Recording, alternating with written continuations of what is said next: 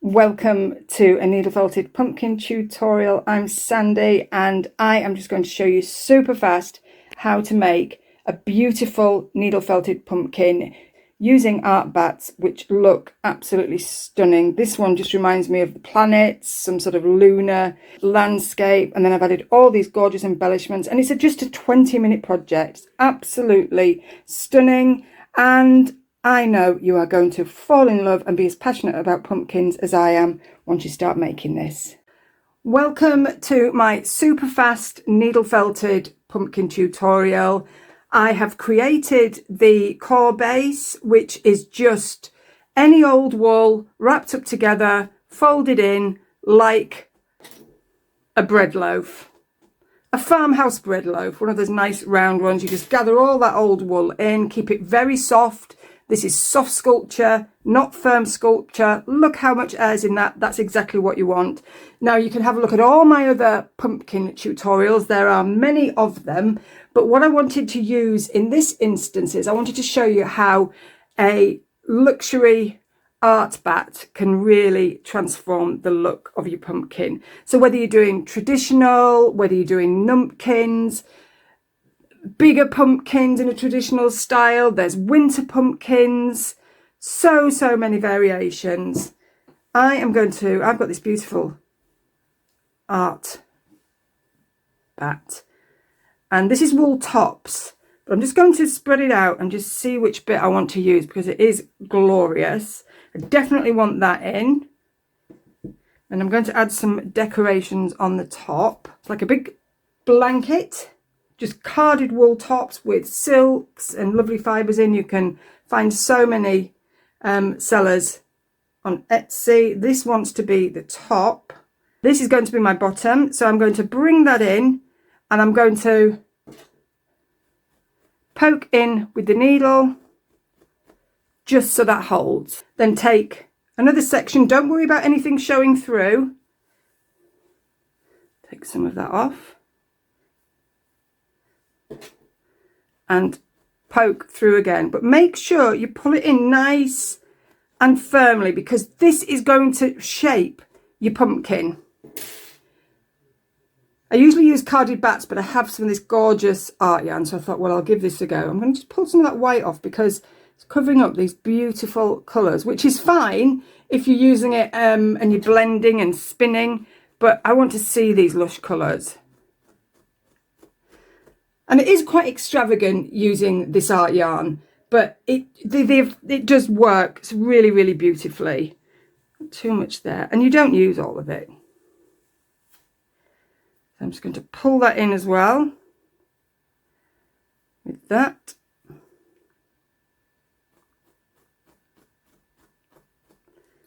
See what's happening on the top here? Gorgeous. It looks like it's like a planet. I'm going to pull this off and keep this for something else. You can do that for mini pumpkins. I'm going to take this off. I don't need any of that. So you don't use it all. And then you've got all these loose sort of wibbly bits here. But I'm just showing you how it's just such an easy project. Poking. I'm just using one needle. No need for any more than that. I've got a lot going on here. I'm going to take some of that white off. I am going to remove some of that, keep that for something else, and then I'm just going to drag that in here. I'm pulling that in and just keeping that needle, poking that in the center in the same place. Pull that off, don't need that.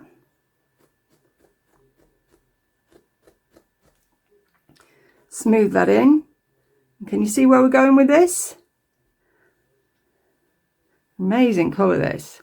I'm going to pull that off and I'm going to leave that as it is. I'm just going to pull that round and pull that in. I'll come back to that in a minute. I don't want to lose that shape. Bring this over the top.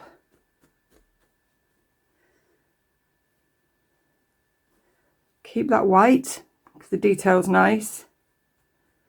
Just go around poking in. But you see how soft that is? We need it to be that soft to create the beautiful pumpkin shape we are going to get and create.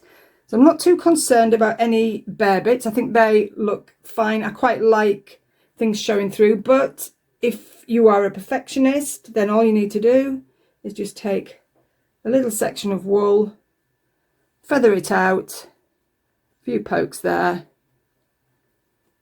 back into the centre.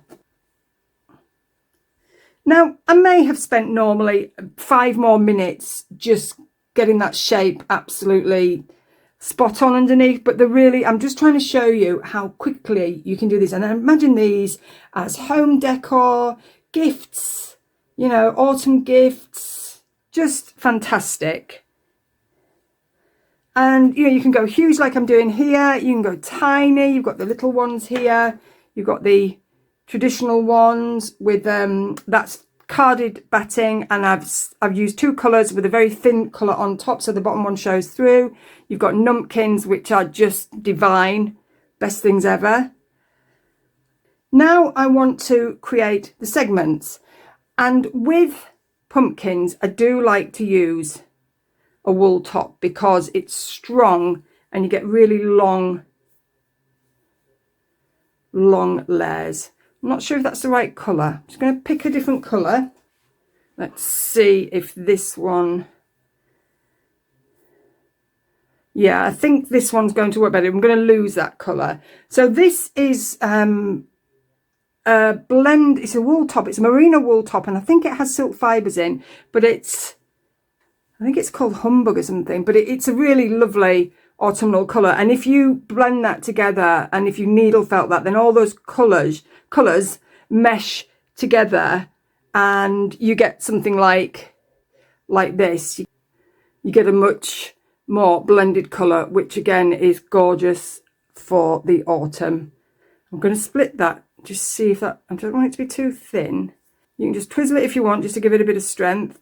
Pull it round, bring it round to the back side, get your needle. I'm using a 40, you can use a 38, just poke that in. And then the same here. And what that does, as you can see, as we pull on that, it pulls in that pumpkin, and that's how we create our segments. Get off.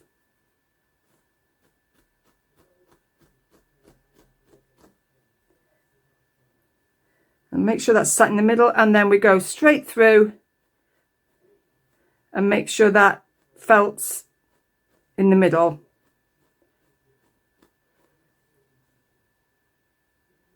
And now we create another segment.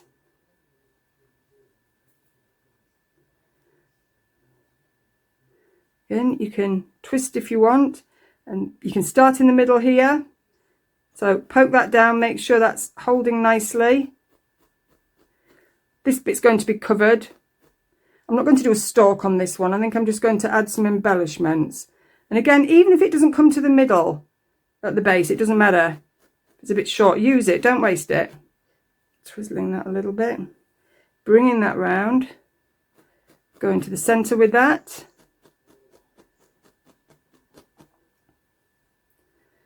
So there we go, we've got 4 segments done. And it doesn't really matter which side you go from, because we're going to use these on the top. So if you want to go from the back to the top, do so. And then 1 more. And that will be our 8 segments. So I'm just doing it this way because just to show you that it doesn't matter which way you do it. And I always leave these wisps if there's any wisps sticking up, because I always add some anyway. And just twizzle that, give it a little bit of strength, and to thin it out as well. And there we have our gorgeous pumpkin shape. If anything's a little bit misshapen, all you do is go around, give it a little poke with that needle. You're just poking out the air. You're not actually felting, you're just pushing out the air and flattening that a little bit. Don't worry if some of the segments are slightly different sizes. It really doesn't matter. And when you look at it, you can't tell anyway, unless you're looking at it from top down, but it just doesn't matter. You know, you can move these though if you really wanted to make sure they were all exactly the same in size. The segments, you could be a bit more careful than I was. but I'm just not that bothered about that. I just love the process. I just want people to enjoy it and not worry about perfection. And that is our pumpkin, definitely some sort of lunar landscape pumpkin going on there. Absolutely stunning. Love it. You could then, these bits that you've saved, you can use these for centre pieces in the wisps, but I think I am going to use the same colour that I've got here. So what I'm going to do, I'm going to felt that in so it holds, and then I'm going to just spread that out a bit. The same with this one, and you could just leave it at that if you wanted. It looks beautiful, but if you wanted to secure it a little bit more, give it a bit more definition, then you can twist or twizzle, as I prefer to call it, twizzle these ends, and then you can actually have them all different shapes, lengths. Make this one a bit shorter.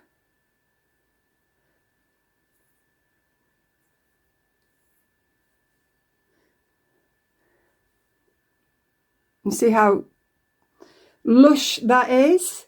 And if you wanted to, you can make a stalk. So I made that just around a barbecue skewer. It's just a simple rod shape. Same with this one. Or I found a really nice seller on Etsy, and she makes these beautiful crochet leaves, which I adore. So I've got loads of pumpkins with those on. You could make your own acorns. So you could pop a little acorn in the middle. In fact, I may do that because I think that looks kind of cute. I'm just going to pop that wool over. I'm not going to felt through the acorn. I'm going to felt through the wool around it. Just at the side of that stalk, just so it holds, and that looks really nice. And like I say, you can put 3 on there. There's so much you can do. You can make little leaves, which are really, really sweet as well. Even little mushrooms would look fantastic on that. You could make a pumpkin forest garden. And then if you want more embellishment, you want to give it a bit of a lift, you can add silk fibres, you can add wool. So I've got this beautiful burnt orange wool here. So we could really add some luxury to this, and that just gives it that lift immediately. This is some beautiful silk I have. I think it's mulberry silk. You can see that. It's gorgeous colour. You can get these, you can get green, any colour you want you can get with these. And you can have those just going down little sections. And then just using your needle or your hands, you can just feather those out. Don't waste any, because it's not too expensive, but it's not the cheapest stuff. But because you only need to use a tiny amount of it, it's really nice to use.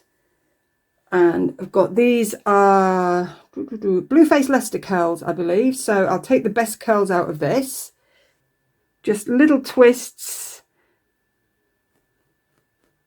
little embellishments. I've got some burgundy here, so that would actually tie in with that wool top we used.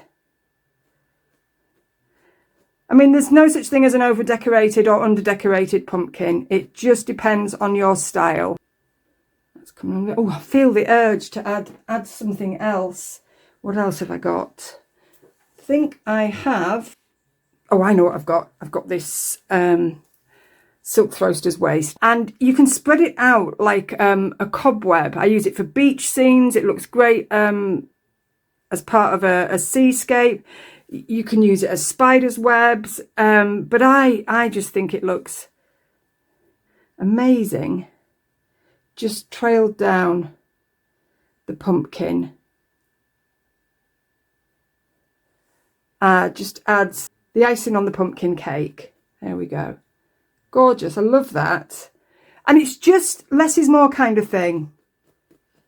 But if you wanted to go full on Halloween, then that could be spider's web. You know, spider's webs, you could have that wrapped around your pumpkin like spider's webs. And then this is called banana yarn, and it looks like silk.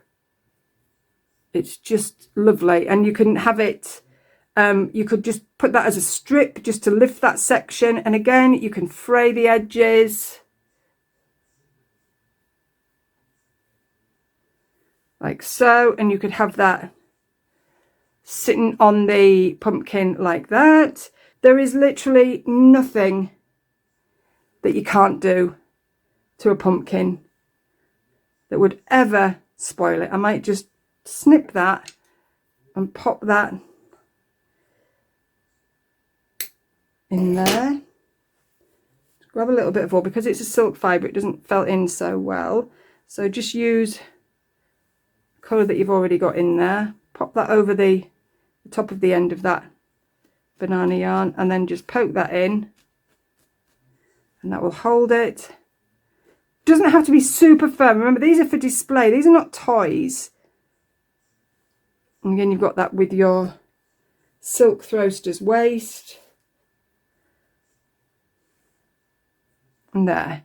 I mean, not a lot of finesse in that. I've kind of just chucked everything at it. But for me, that is one beautiful pumpkin. And 20 minutes, 25 minutes from start to finish, even gathering your wool together. And remember that core wool, use any odds and ends you've got, just rag them up, make them really soft, and then just roll them into like a big bread loaf, or massive, if you're in the northeast, stotty size bread roll, and then put your whatever top you are putting on, whether it's wool tops, carded wool. In this case, I've gone for that beautiful art bat, which is just gorgeous. I absolutely love that. I hope you enjoyed that, and now it's just time to go off and make some more, because I'm sure you are itching to now. So thanks very much for watching.